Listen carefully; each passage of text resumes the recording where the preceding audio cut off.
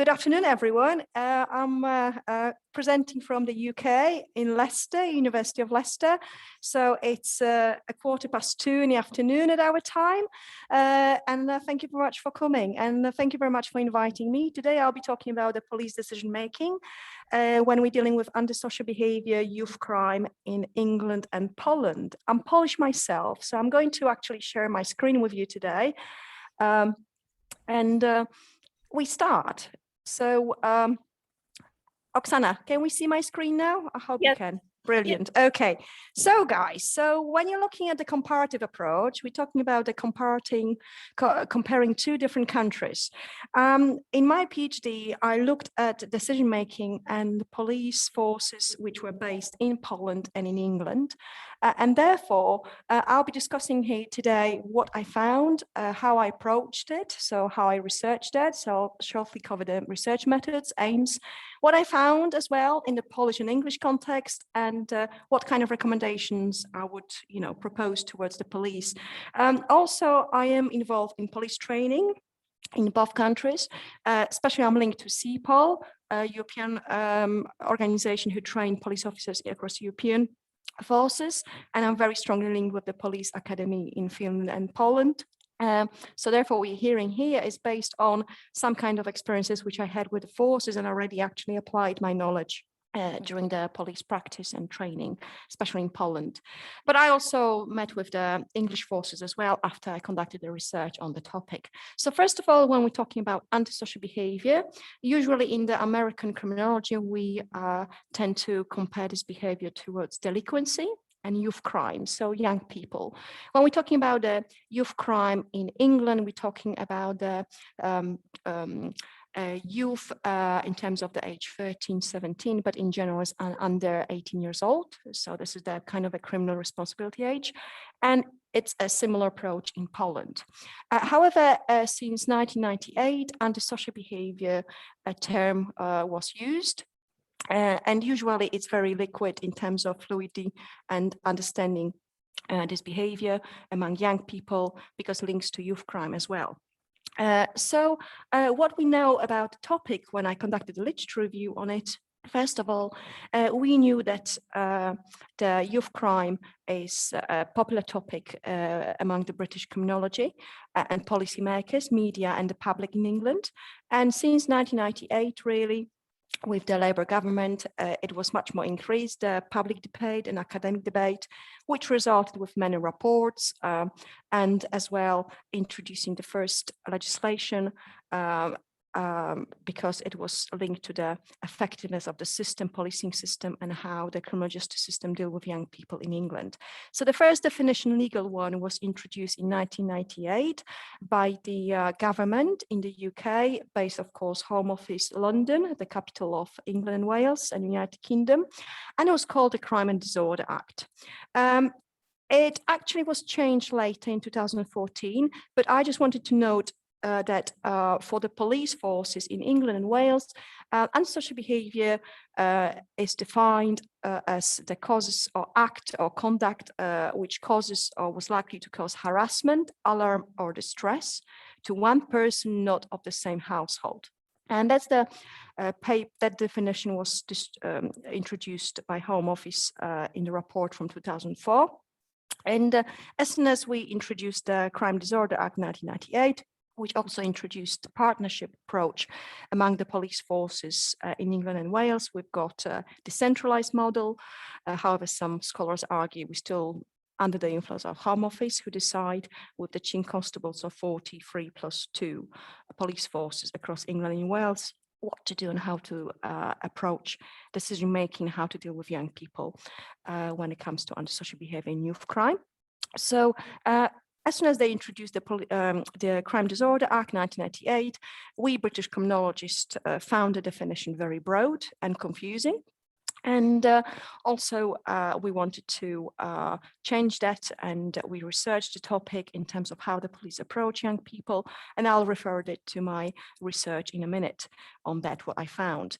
Therefore, the popular academic debate is that antisocial behavior is subjective and context specific, because it relies to different factors in terms of the context, location of the act or conduct of young people, community tolerance, the level, the quality of life expectation, and so on. And as I said before, the legislation was changed in 2014 when the Antisocial Behavior Crime and Policing Act was introduced, and it added additional section basically in terms of that it also relates to the public space when it comes to such behavior. And again, the harassment, alarm, and distress and a nuisance behavior and annoyance to somebody in relation to person's occupation or residential premises was again highlighted in this legislation. And in this term related to housing related nuisance as well. For example, when your neighbor is listening to music loudly and is consistent, it might cause you harm and distress, and therefore you can ring the local governance, local councils, for example, complain about it, and if the behavior doesn't stop, for example, then the council can contact the police forces, and the police legally are obliged to control that behavior and navigate that. The same thing when it comes to the young people's behavior, which again was actually the policing such behaviors was quite criticized because the subjectivity and ambiguity of the kind of adjusted definition from 2014 still brought lots of problems in terms of the direct implications for national initiatives concerning the use of antisocial behavior legislation in England and Wales. So basically the police forces used it too much with the local councils, and that led to labeling process of the young people, discrimination, social exclusion, a conflict with the community cohesion, and all those problems which we still really discuss in Britain when it comes to antisocial behavior and policing such behavior. Similar approach also was evident in Poland in terms of the subjectivity and context-specific relations of the definition of youth crime. But what was the difference? The literature review suggests that in Poland, as well the legislations I look into, being myself Polish, it allowed me to have a really thorough understanding of the things, is that in Polish context, they do not really, in a legislation term, refer to Antisocial Behavior Act, but they do refer to a Juvenile Act, which is from 1982. So it's quite old, outdated in some respect. And usually it describes a behavior which is linked to atrocity, excessive noise, vandalism, begging, running away from home, aggression, substance abuse, alcohol, drugs, smoking, tobacco, causing crime damage to public signs, causing public disorder, even prostitution, right? And in Poland, instead of antisocial behavior, youth crime, they always refer to police, Polish police refer to the process of demoralization. So, or the criminal act, which you can see usually is described by the Polish legislators as forbidden acts, right? By the Juvenile Act 1982, and is covered by specific sanctions which are attached to specific type of crime or conduct which is legalized, which is criminalized by the state. So for instance, a common expression used in Polish criminal law is the perpetrator of the act has not committed the crime. So you can see, even we're talking sometimes about the low level of criminality, it can really be, intensified and affect the young people's behavior.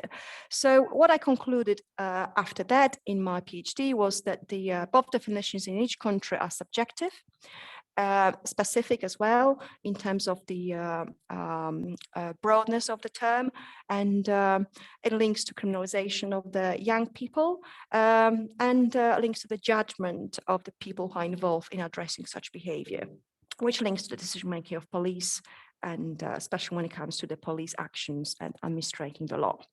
So also it highlights the role of the police discretion and decision-making process, which I was really interested so much and covered lots of reading from the American perspective which was suggested by Pepinski in 1975, that both concepts are very broad and fluid and can be influenced by different factors such as legal and extra legal factors.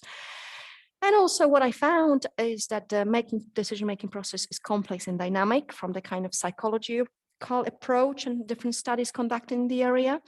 And I decided that this is a very interesting topic to research, and also the literature suggests that both terms, police discretion decision-making processes, has not been explored in the specific context, such as England and Poland.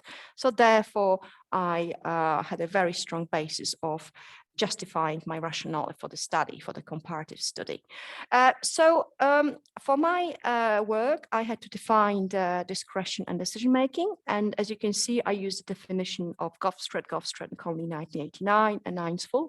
So as you can see, the police discretion is defined as a decision, for example, to make arrest or give a warning. And police decision-making is viewed as a process of choosing from a number of alternatives to achieve a desired result. Still, some might argue that this is a still broad concept, but what I found that the decision-making processes are complex and dynamic, right? So we really have to ask specific questions of the police serving officers in both countries, how they see and define both concepts and how they address such behavior among young people. Also, I've discovered that literature review do not apply in this context of addressing such behavior, and a theory in terms of the decision-making. So the theory which I used was called the rational decision-making model from the Lunenburg 2010, and this is one of the aims of my study.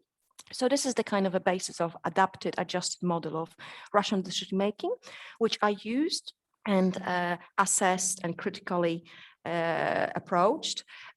So as you can see, it consists of 6 kind of levels of how to make a decision or come to the conclusion. As I can see here, those, and I'll be talking about it later, offer the kind of a basis of the decision-making processes of police forces in both countries. As you can see, first, police is thinking, is it a crime or not when they're dealing with antisocial behavior in people? Then they think about how often and where does it occur, which links to the context and the places where social behavior or youth crime is conducted.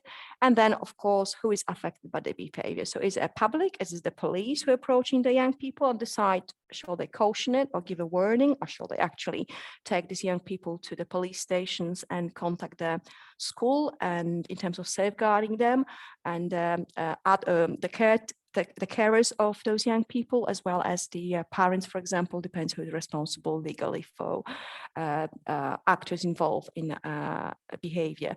Then, of course, after that was the session of generating alternatives. So the officers could decide either to link the partners, what I just said, contact the school.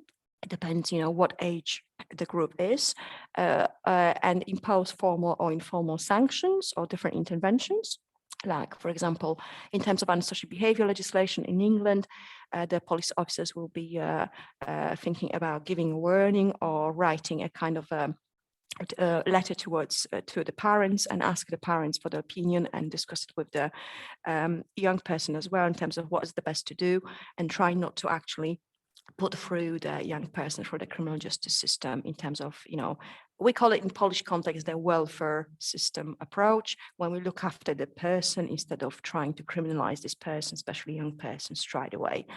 And then the next step would be evaluating alternatives. So are those decisions and courses of actions are actually effective? Do they reflect the law within the context? And then the officers will have to choose different alternatives, as I said, different community orders or warnings, implement those decisions and evaluate. So does it work or not? If it's effective, does it stop or prevent it antisocial behavior from happening? And the process could be recycled. And that was the basis of the rational decision-making process theory. So that linked to my aims of the research, which I conducted. And the research consists of 3 different phases. So it's quite a long study if you think about it. So one of the research aims for phase 1, when I use semi-structured interviews, was to explore and compare the definition of antisocial behavior used in England and Poland, because I wanted to understand if the officers understand and what definitions they use as well, how they actually define the behavior itself. That links to their perceptions, attributions, and also the maybe processing of labeling, and maybe criminalizing or not criminalizing these young people involved in different contexts. Then I looked to examine and compare legal measures and policing styles in England and Poland when addressing such behavior. And again, that was covered with the semi-structured interviews. Then in phase 2 and 3 of the study, I wanted to explore compared application of the rational decision-making model, which I just showed you. Then I wanted to examine variations between the courses of actions taken and decisions as well. And then identify and compare legal and extra-legal factors that are considered during those decision-making processes. So for the first part of phase 2, I used decision board analysis. I'll show you in a minute how it looked like. And that was complemented by the third phase, which was supported by semi-structured interviews. So the phase 1 involved 32 participants in total. So 16 officers, serving officers from UK, from England and Poland, and 16 from Poland. Then I did a pilot study, developed or adjusted the decision board analysis. It was four participants from England only. And then the second phase and third one was total 32 participants as well. So that's quite a big study. The process of conducting research began in September 2015 and finished in February. Of course, it took me a bit of a while to analyze, use thematic analysis, content analysis, and descriptive analysis. The first one of the study, semi-structured interviews, helped me to develop the second and third phase of the study, which was the decision board analysis, which involved 11 categories called information categories. And also I have extracted 4 different scenarios of antisocial behavior, which police officers discussed in both countries, such as group of young people gathering public spaces. That was a popular topic they discussed. Then group of young people drinking public spaces. The third scenario was often discussed as a group of young people causing nuisance to other people, knocking people's doors, hitting a fence with a football. And the fourth one represented a little bit higher level of criminality, which was smoking cannabis with the possibility of being involved in drug dealing. And that was that scenario took place inside, not in a public space, but usually in a household environment. So you can see that was quite a complex study, complex design, but also from the first phase, I extracted these 11 information categories and those extra legal factors which police officers in both countries talked about, such as evidence of antisocial behavior at the scene, persistence of antisocial behavior, presence of a witness, of a victim, age of those involved, the criminal history record of those involved, the location of antisocial behavior, the socioeconomic status of those involved, the demeanor of those involved, so are they aggressive, friendly towards the officer, the mental health state of the victim as well was very common in the interviews, also the ethnicity of the victim. But this is the development of the decision board analysis, which actually come from the United States, 1968. And this is how the fourth scenario looked like. So I presented those 11 information categories, which had titles of the factors as well, the information for each scenario presented to the officers, and they had to access these informations by lifting, first reading the factors first, and then accessing them and flipping them over and reading the information behind. So I traced it back, and also I looked into order. They access these informations in terms of the priority of the information and validity when they make decision, which helped me to actually study much more in depth the process decision making of the police officers. So once they finish accessing these 11 cards, I'll ask additional questions, which is the third phase, and the questions consist of like, what course of action would you be likely to take? Why? Have you found the scenario difficult? Are there alternative factors open? And do you have any further comments, and were any facts missing? So you can see that was a quite complex design. And what I found in phase 1, then different terms of antisocial behavior were used, because I asked them to define antisocial behavior. And in England, they refer to antisocial behavior, whereas in Poland, they refer to demoralization, which reflect the kind of hypothesis which I found in literature review when I introduced you to the definitions of legal definitions of those behaviors. In each country, the process of understanding antisocial behavior was driven by legislation and the level of such behavior. However, as I've noticed from the answers of the participants, they argued that antisocial behavior and normalization are quite broad, fluid, and subjective, meaning that English and police use their discretion, which is part of the police decision-making processes, especially when addressing a low level of antisocial behavior. So in phase one, also, I found that in both countries, the process of decision-making is also influenced by different legal and extra-legal factors. The factors differed in each country, implying that different approaches are used in policing antisocial behavior in England and Poland, different policing styles, different police powers, and partnership model. Based on the findings, I proposing that a victim-oriented focus in English context is present.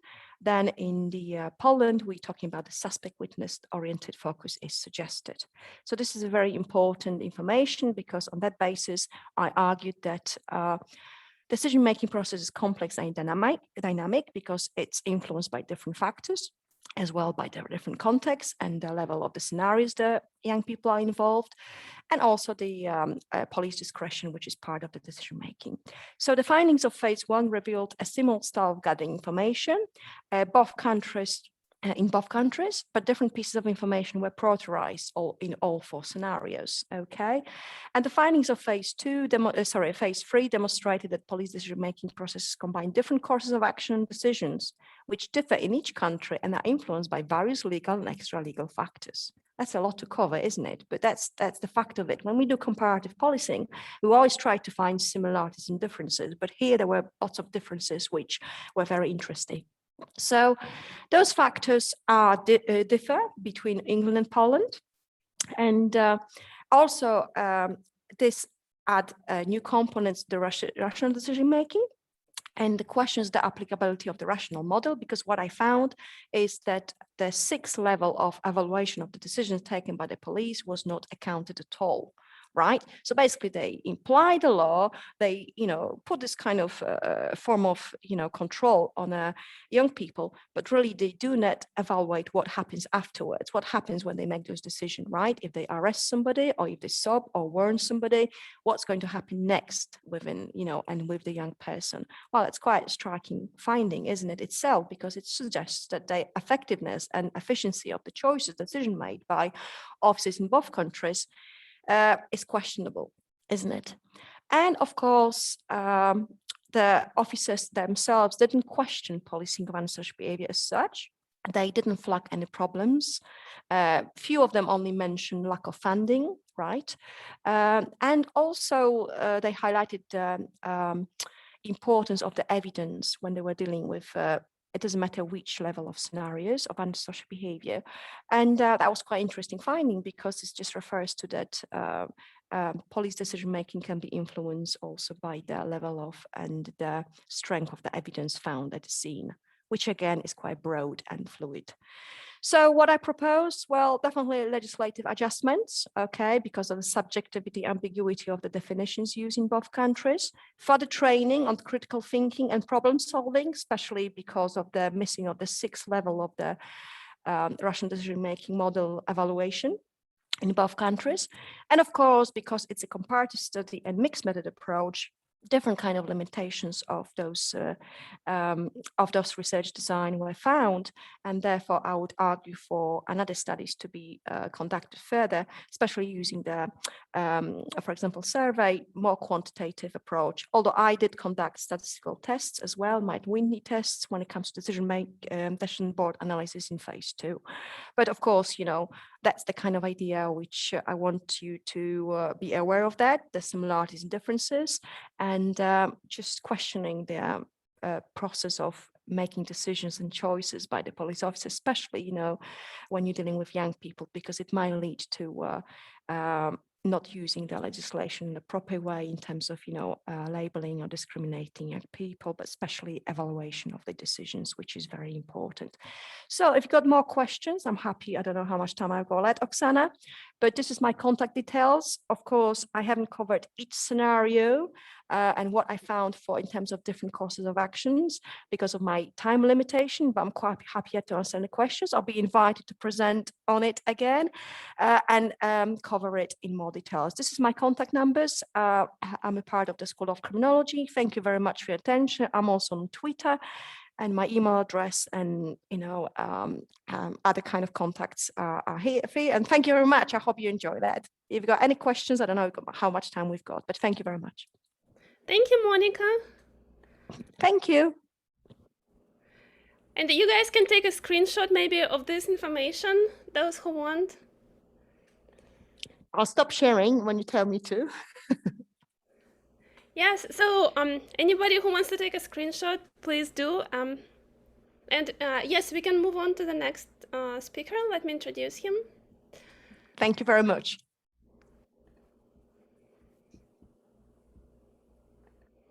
So we have two questions, but we will address the questions after both speakers have talked. No problem. Thank you very much, guys. Yes. Thank you, Monica.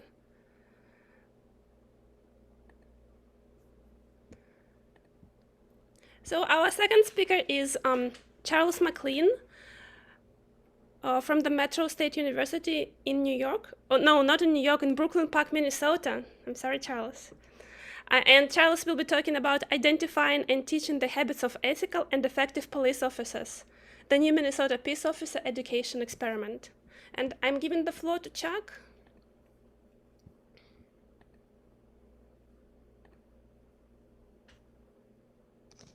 Thank you so much. Can you see my screen? Yes, and to share the audio, you can probably click share audio. I think it should work now. Let's try the sound check.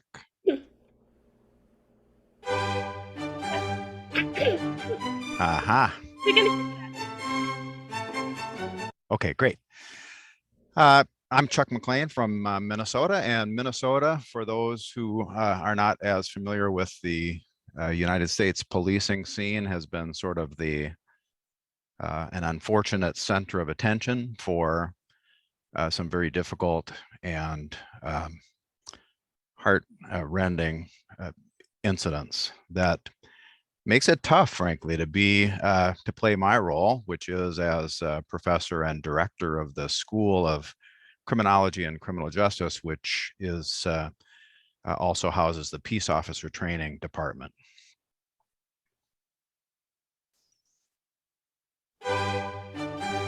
Yes, it still works. In the United States, it's really quite common for police to be trained in police academies, which are centralized facilities. And in Minnesota, though, we have a different model. In Minnesota, our model is to train our future police officers through 2-year and 4-year colleges and universities. The idea behind it is to give them a broader grounding, the general education requirements and so on, and also to allow them to learn more often from criminologists and PhD holders and so on, as we have in our department. But it is not an insignificant percentage of new recruits who are trained in the United States through colleges and universities. So it's a model that has been tried before and has been relatively successful before. In Minnesota, there is no police academy. Instead, we have the Minnesota State Board of Peace Officer Standards and Training, or the Minnesota Post Board, which certifies the PPOE, the Professional Peace Officer Education Programs in schools, also oversees a licensed police discipline and in-service training and so on. Every new peace officer in Minnesota must have at least a 2-year college degree, must be from a certified PPOE program, must have completed successfully the skills curriculum, must pass psychological, physical and skills testing, pass a background check, and pass the Minnesota Post exam. Now, the important thing to remember is it has been very difficult for agencies to find willing recruits to join the police ranks for the last number of years in the United States, including in Minnesota. And as that has taken hold, there's been a tendency for those background checkers and whatnot from the law enforcement agencies to be less and less thorough, less and less discriminating, less and less discerning, less and less concerned, frankly, about what red flags there might be in the background or that they might pose to the public in the future. And so that's the system that we have had, is the state board that specifies the learning objectives, and there's hundreds of them. And state colleges and universities, 2-year and 4-year institutions to do the education part of that. Now it's quite a hodgepodge. Here's all of the 2-year schools, and here's all the 4-year schools. That's my institution near the top there. And the level of consistency or standardization is really quite minimal. There's the learning objectives that everyone must meet, but it's their choice, because of academic freedom in an educational institution, for us to decide how we want to transmit that information. As long as we check the box that that learning objective was met, then that satisfies the Minnesota Post Board. We have always, historically at least, considered that to be a plus, that we have a chance to design it the way we wish to be a little lighter on our feet, to be able to change as the circumstances change, to be able to push toward more anti-racist themes and so on that perhaps are not as typical in police academies. Now, police academies, though, have a tremendous advantage. They have more authority to say, you know what, you're not cut out for this profession. This is not working for you. You need to find a different career path. When police education is taught through 2-year and 4-year institutions, the circumstance instead is, well, they have a right to a public education, and we can't really kick them out. And especially in these times of tough enrollment challenges, you know, we can't afford to kick the butts out of the seats, in essence. And so the administration is at loggerheads with the reform movement to improve peace officer education. They want the butts in the seats. So it's been problematic. And this is an example of the problem. This, many of you will recognize as George Floyd being murdered by Minneapolis Police Department officer Derek Chauvin in 2000. And those are him and his 3 co-defendants and, frankly, accomplices. Now, when we see that happen, we have to be honest with ourselves and say, you know what, all 4 of these gentlemen were trained in our Minnesota peace officer training system, all 4. What did we do wrong? Or did we do it right and they lost the edge in service? Or, I mean, you can imagine all sorts of scenarios where we either accept the blame rightfully or palm it off on someone else. And we choose instead to assume the mantle of that blame. You know what, we could do better. We must do better. The horrific scene when that gentleman was murdered is, I'll never forget it, of course, and many won't. And we don't want it to happen again. And we have the chance. I mean, my finger is on the control of the professional peace officer education program at Metro State. I can at least affect those students. I can at least make sure that those students are properly prepared when they leave our institution. Or I can say, well, they have a right to this education. I'm just going to squeeze the balloon and let the air go somewhere else. And then the agencies can do their background checks. But remember, I already said, background checks are light and fast, and they want to fill those slots. Many agencies in Minnesota, for example, are dozens, some hundreds of officers short, which causes all sorts of mental health and overtime and other and under policing problems.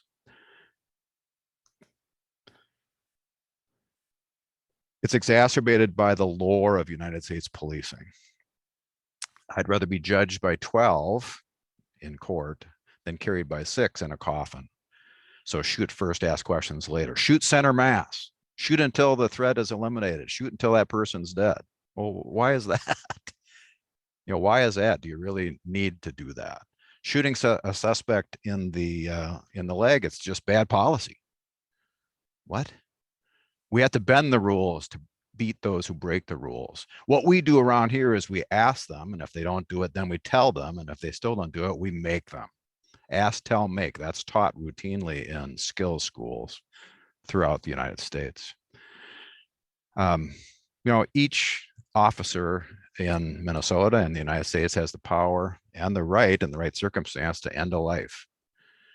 Even though our criminal justice system is framed by presumptions of innocence and requirements of due process in criminal court, and yet it's a little too flippant, I suppose, but judge and jury happens in the blink of an eye on the streets of the United States. And really, must it be that way? My answer is clearly no. Inertia notwithstanding and tradition notwithstanding. Here's an example of the lore writ large and sanctified all the way up through the Department of Justice for the United States. This is the use of force continuum. Read it this way. Off on the left side, that's the subject action, the more aggressive the subject is, and then officer permitted responses are on the right side. As the suspect's action becomes more and more violent, then the officer can use more violent means. It's the continuum of force. Now, that's great, as long as the perception is accurate. But what if the officer's perception is wrong? What if the officer believes that all black kids in a hoodie are thugs, carrying guns, slinging dope on my street?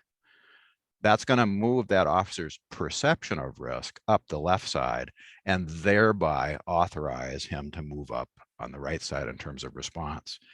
You could have a kid being, as all kids that sometimes are, resistant to authority, and that might be perceived as a threat to the officer's life or to the life and safety of those around. If that happens in the United States and in Minnesota by statute, they have the right to use up to and including deadly force. But that isn't what that kid was doing at all. If the perception's wrong, that's a problem, no matter how colorful this chart is, no matter how thoroughly it's taught in peace officer schools.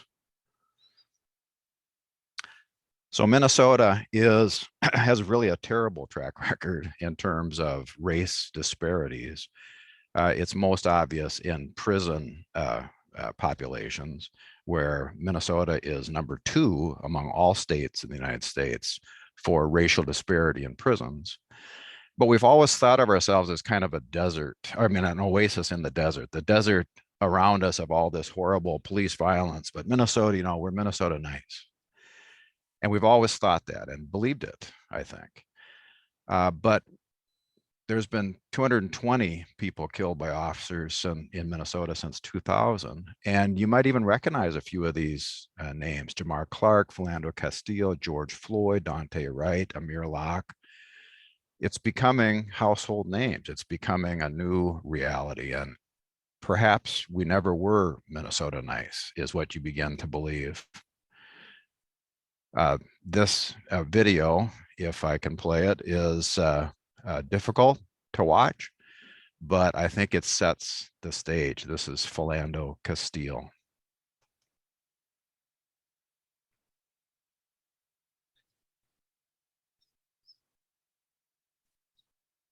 There's no sound yet.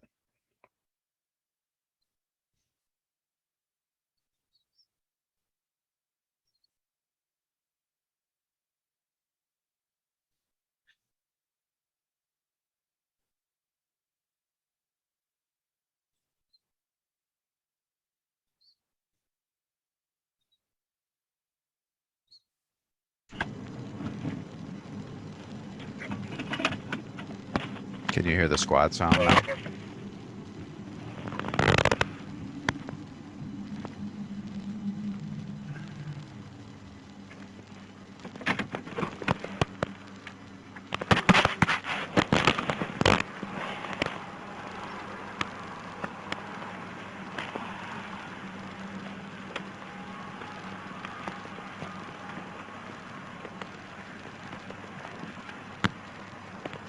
Hello, sir.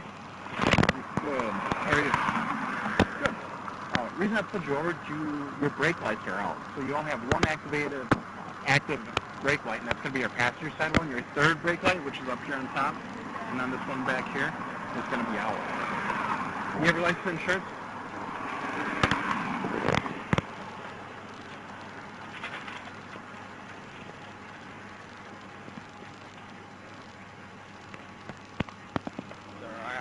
I do have a firearm on me. Don't reach for it then. Don't pull it I'm out. not pulling it out. Don't pull it out. You just killed my boy. He wasn't. Don't pull it out! He wasn't. Don't move! Fuck! Oh man, I can't believe you just did that.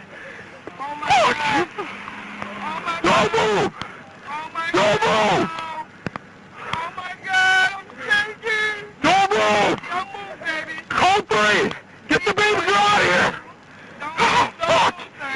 Don't move! Don't move, babe, please. Fuck! Whatever you 6921, get up! Back here, code 3! Shots fired! Fuck!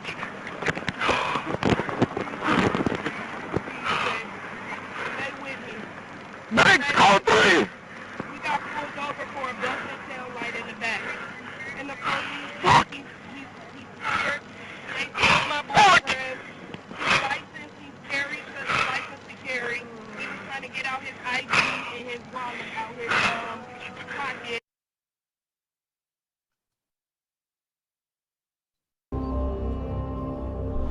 Well, you got him down, man. Let him breathe, at least, man. I think this case has brought up so much about what are you supposed to do when you see officers trying to make an arrest like this and you see something that you don't think is right. Oh my God.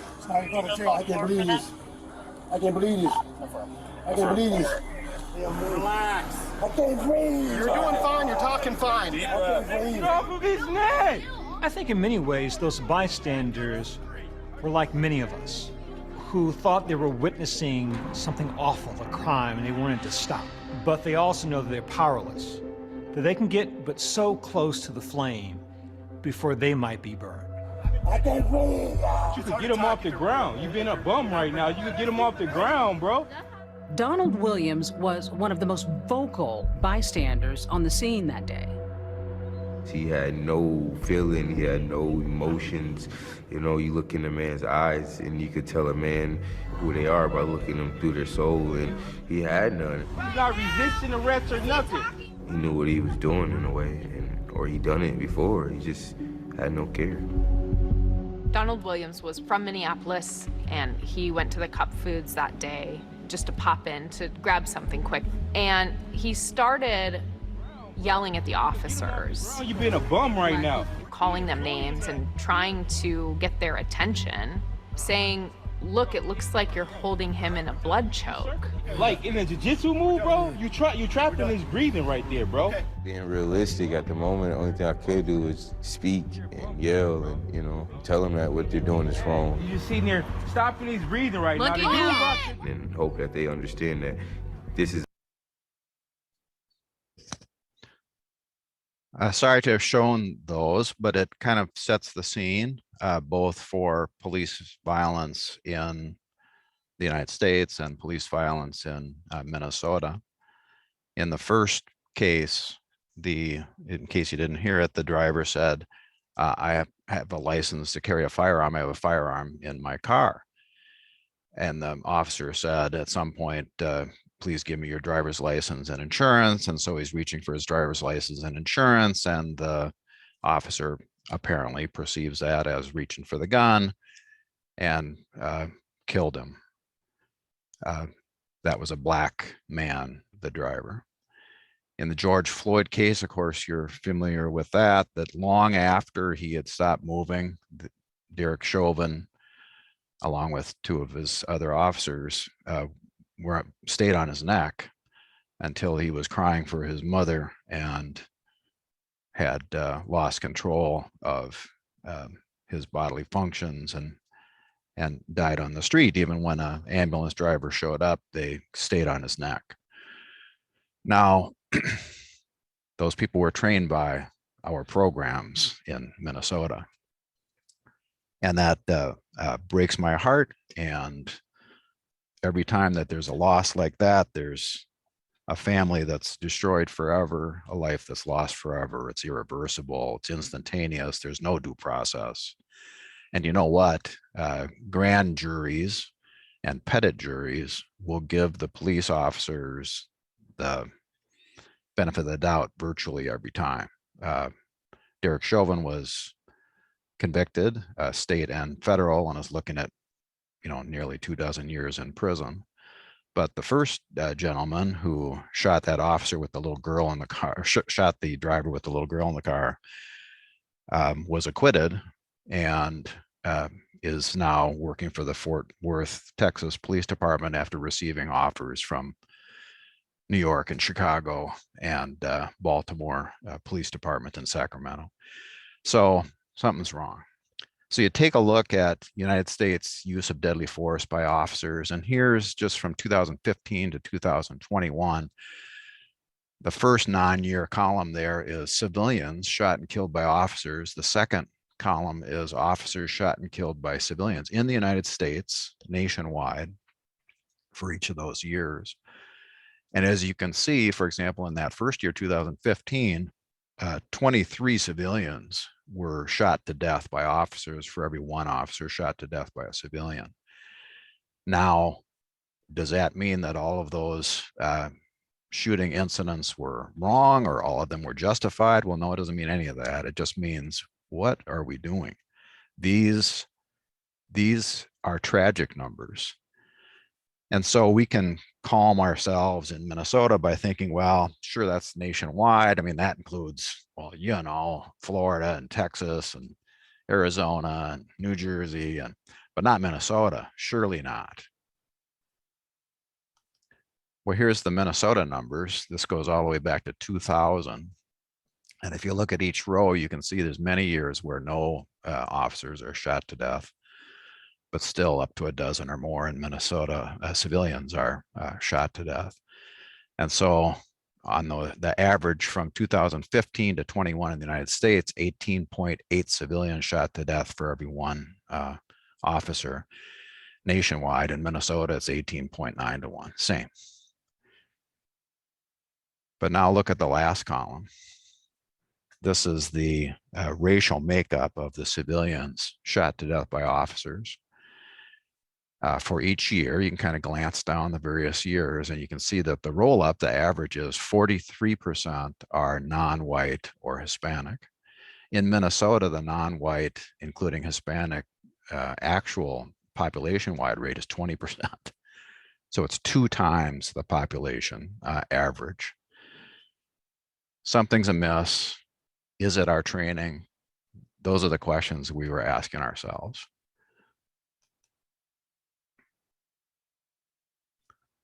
These are the faces of the people killed by officers from 2000 to 2021, just in the state of Minnesota.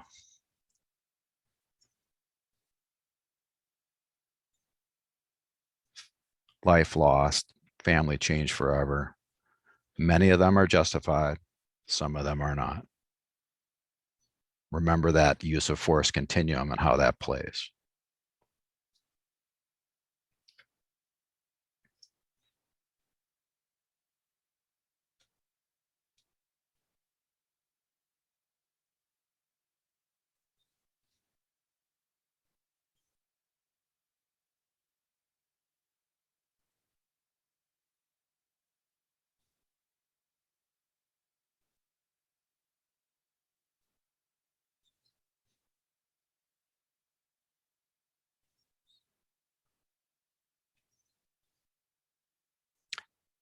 In my view, we have to do better. Now, in my experience, I'm sorry, Chuck. Yeah. The session ends at 11:20, and we have 11:25, and we have to leave some time for Q&A. So maybe 5 more minutes. Sounds good. Thank you. Peace officer training programs, for better or for worse, draw all kinds of people. Sometimes people who are action oriented, but not particularly in favor of critical thinking. people who buy into that corruption of noble cause. Hey, we're doing the right thing. We're going to bend the rules to catch those that break the rules. Sometimes they're coddled or protected by rotten barrel kind of departments. They're protected by civil service rules and unions and weak or absent administrative remedies. They're trained widely on firearms and defensive tactics, but not so much on procedural justice and cultural competence and critical incident training and so on. And in my view, they're ticking time bombs. So what are we going to do? Well, if we pass through our 2-year and 4-year programs, peace officer candidates who are unethical, and we know it, racist, sexist, unable to engage in critical thinking, unable to care for their own psychological health, unable to appreciate cultural, religious, and other diversity, unable to honestly and objectively discern threats and options, unwilling to honor their oath and social contract. I mean, we have them for a long, long time. We have them for 2 or 4 years. It's a very long job interview. We have a chance to see that. Are we just going to pass them through because they got enough points on the midterm? Or should we play a role as in nursing programs and social work and physician training, where if you're not, if you're going to be a doctor, but you're unwilling to treat Jewish people or people who are HIV positive, you can't be a doctor. We need to be as discerning. But it's hard to do in that 2-year and 4-year program. So Minnesota State, which is the name of the umbrella institution that houses all those colleges and universities, in 2021 said, let's become more anti-racist. Let's become more transformative. Let's really make a difference. Next thing that same entity did was to create a series of internal think tanks, kind of scoping teams to find out what can we do? What can we do to improve things? And the Minnesota State system funded that effort and those innovations. One of those innovations was to create a new course to serve as the guard at the door, I guess, to try to identify as soon as possible who has those problems among peace officer candidates, and either give them a personal improvement plan that they can work on and must work on to continue in the program, or counsel them out to another program. A lot of things you can do, but you can't carry a gun and a badge and have arrest powers. We did the literature review, and this is what showed up as the habits or characteristics or traits of effective and ethical peace officers. This is a partial list, and it's just in random order, but it gives you a sense of what the literature has provided. And then we also looked at semi-structured interviews for Minnesota adults to find out what they thought would be the habits and traits and characteristics of effective and ethical peace officers. Remember, ethical and effective. So you have to be a good officer, an effective officer, but also an ethical officer. Then we did a Qualtrics-based and Turk Prime hosted online survey of Minnesota adults and adults across the United States, focusing on public perceptions of those habits. And here's our finding so far. We had a critical point in policing. This is just qualitative little snippets. Police officers are not held in high esteem. People at the top need to be vetted for racist tendencies, get rid of the blue wall. We have to clearly define their role in society and do a better job of partnering with community groups. We need a degree requirement, or we don't need a degree requirement, depending on who the respondent was. We need more diversity training. We need pre-service. We need to identify those people who should be officers and those who should not. And then after they're in service, continue that, especially focus on de-escalation drills and community connections in non-critical incident situations. Mandatory therapy for every officer on the job. Practices that are decided should be based on evidence. The best candidate should be chosen regardless of race or ethnicity, and so on. And so those were their suggestions, because we're trying to decide, okay, if we're going to teach this habits course, what are the habits we're going to teach? Here's the quantitative findings. We asked them to identify and rank how important it was. Is it absolutely required for an effective ethical peace officer, somewhat required, or not required? Blow up that chart. You can see that ethics and discernment is right at the top, effective writing skills near the bottom. Cultural competence is much lower than I thought it was going to be. Humility is much lower than I thought it would be. But these are civilian attitudes about the habits or traits and characteristics of effective and ethical officers. So we designed this habits course as the first course, the entry course that you must pass and either get a personal improvement plan or you're counseled out of the program. It focuses on testing for autocracy tendencies, bias, personality issues, intransigence, propensity toward violence, willingness to treat all equally every time, increasing your recognition that the badge and the gun is carried on behalf of all, not just some. And so here's just the syllabus for the first go around. Chuck, I'm sorry. Yep. Because we really have to end at 11:20. We have another session. No problem. We have to allow some time for Q&A now. Absolutely. My last slide. Thank you. Yes, thank you so much. Mm-hmm. So I can see one question to Monica here, and it's the question. Yeah, I've just, can you hear me? Yes. So now that crime and criminality are popular topics in mass media and TV and film, how do you think that can support reduction in crime? And that's a question. Well, yeah. Actually, during my research in both countries, police officers start indicating their media influence, especially the internet and access to the internet for the young people and the usage of that. But also they indicated that they use the media themselves, and sometimes how the media portray police work is not very positive, but it links to the differences within the culture and CAP culture in both countries and the system itself. So my answer would be, the answer to it is very complex. I'm really sorry, Shmuel, for not answering very simply, but there are different reasons behind it because the complexity of decision-making process and dynamics, everything happens in seconds sometimes for police officers, which links to Chuck's presentation as well. One of the arguments in British criminology is that media effect doesn't help to the police because they might contribute towards more criminalizing and labeling young people, and then young people might, also create their understandings of police from what they watched instead of what they experienced with it. So that links to crime prevention and education. So maybe we propose as well, we should actually educate and engage with police. We've got the police officers at schools in both countries, youth officers interactions and youth clubs as well start reopening. So more money should be put in towards that, and I'll see how it goes. It's not a very simple question to answer. Okay, thank you. I hope it helped. Thank you. Yes, I see another question here. And guys, please type your questions in chat or Q&A. I see more questions coming in.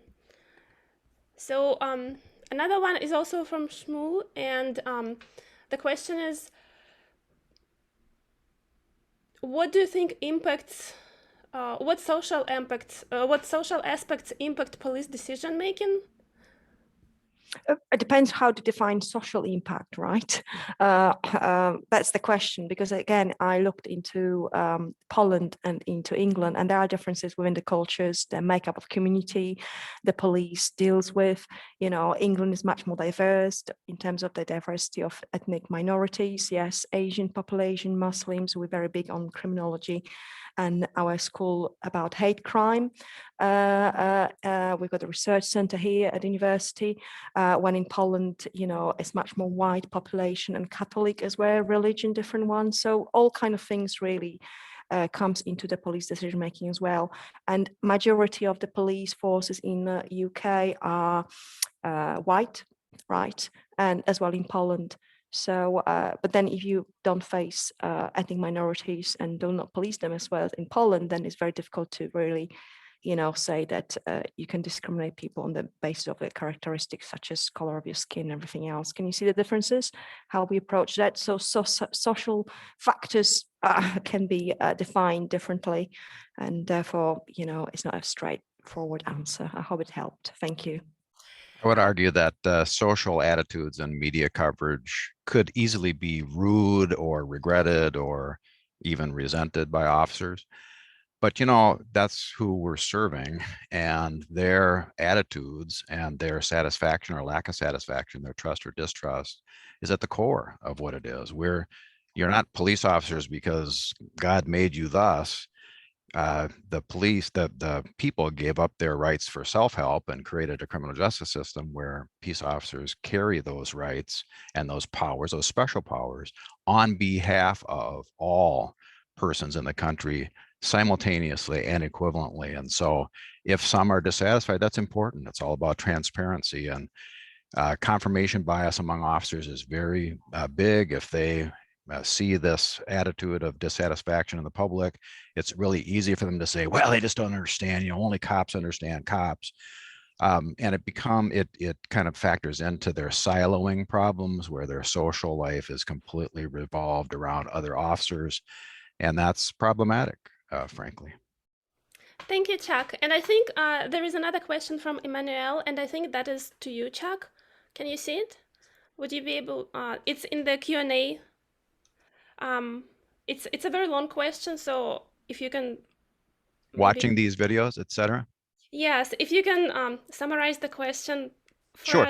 It says watching these videos brings up the question, should the case be made as a matter of policy for police officers to be temporarily disengaged from the force, regardless of positive performance, to live and work as normal civilians for a while, with the option to re-engage later if they choose? I think that's a very prescient, very aware question. To me, yes, you need downtime, and the best chiefs and the best sheriffs actually provide that downtime and paid downtime, frankly, and mental health counselors on retainer and so on, because it's trauma compounds itself, and trauma the officers absorb every day. They haven't recovered from the last trauma before they get another one. And so it's just like with a concussion. If you get another concussion really quickly, it's exacerbated even more. That's what happens with trauma and officers. They need downtime. They need breaks. And I think it would help a great deal. Oftentimes officers in the United States are looking at that 20-year mark, because at 20 years, they, in most areas, get full retirement. And so they're just going to stick it out. They don't want to take downtime, but many agencies are starting to recognize that mental health is a huge challenge and problem that can be addressed. It's not unresolvable. It certainly is something that can be addressed and improved, including with time off, including with better shift work decisions, including with, less required overtime and so on.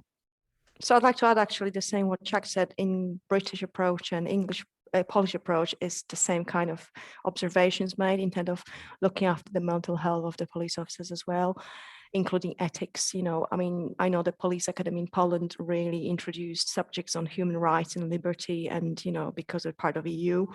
I know that the College of Policing in UK also introduced the decision-making model when they introduced the ethic codes and everything else. So, but everything is, as you say, on the practice in terms of how the police deals with the stress. Also, what's happening with their private life as well, doesn't it? They don't tend to spend much time with family, which traumatize the family, and other stuff. So all those factors take into decision making as well. We're all human beings, and this needs to be noted, isn't it, Jack? Yes. Well, thank you so much. Thank you. I think our speakers and our attendees for great questions. It's been a wonderful session, and I hope we all got a lot of great stuff from it. We have to end because we have another session starting at 11:20. So thank you so much. Thank you very much. Enjoy the rest of the conference, Oksana. guys. It was an honor appearing with you, Monica. Thank you very much. I'll catch up with you, Chuck. Yes, okay. And Oksana, all the best. Take care. All the best from UK. Bye-bye. Thanks, everyone. Thank you. Bye-bye. Great. Thank you.